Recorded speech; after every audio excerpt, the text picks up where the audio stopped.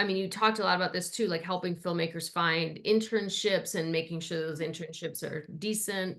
What other things do you have other advice for people kind of starting in this? Because so many gigs are moving internationally, a lot of posts too, particularly. Oh gosh, yeah, and that was always the thing in visual effects was like, there were people, all of our animators and compositors and very few people were on staff, mostly like the engineering staff to keep the server and networks running, the render farm and stuff. But yeah, they were making good money, but they were having to go to London or they were having to go to Vancouver and like India that like there's all these different centers of visual effects production, New Zealand. And it kind of shifts around based on the productions and I guess incentives. I don't know if they're international incentives. Either. I don't work internationally and gosh, it's almost like a distant dream for a lot of my students who grow up, on a farm Yeah. outside Nashville, like an hour outside Nashville. Um, I don't know, trying to get students to even go to film festivals is a hard sell because they're like, why would I go? I just YouTube and Yeah. so yeah, international gig economy. I do. Have you heard of well, Seed and Spark? Emily Best developed this crowdfunding to build independence Yeah. seminar, which is great. And I kind of worked that into my web series production class as a way to encourage people to, invest in themselves. While you're doing things for other people, you can build a demo reel portfolio of like, your work as an editor, but um, keep making your own work. And if I don't know, build up that audience, then you can parlay that into some sort of leverage, like Misadventures of Awkward Black Girl I talk about in class, and I show how the trajectory of that series and how it started with just a really great writer. Like, Issa Rae is a great writer and she's funny.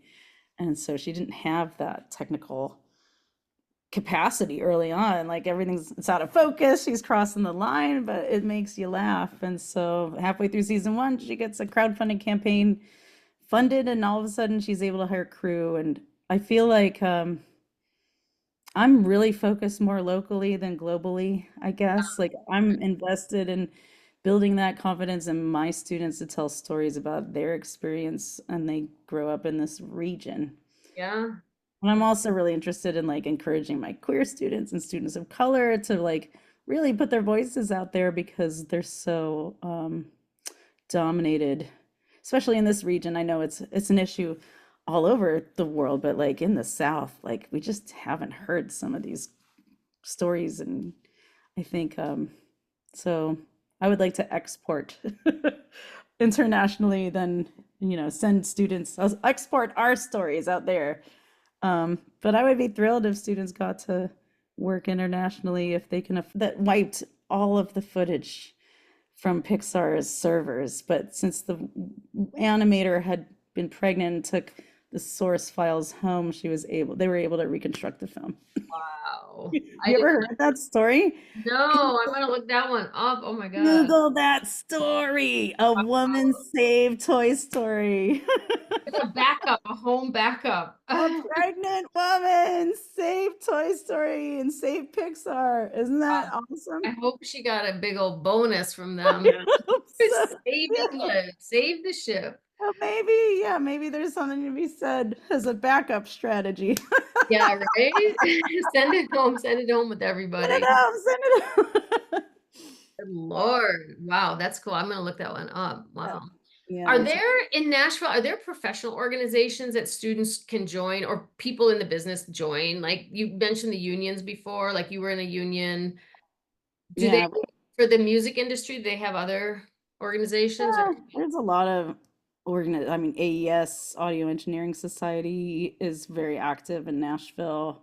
Um, I think a lot of people in there are more focused towards music, but we're seeing some students coming through recording industry program at our university that are increasingly interested in post-production audio work. It's limited here in Nashville, I think, um, and definitely more music focused when I was in California, there was like Final Cut Pro Editors Group and things like that where they would bring in guest speakers. And in Nashville, really, there's not much happening.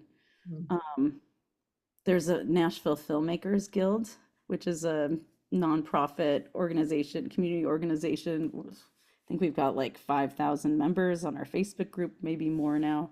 But we're all like, mostly independent filmmakers or industry professionals that are connecting there. And they used to do mixers once a month. We go meet people.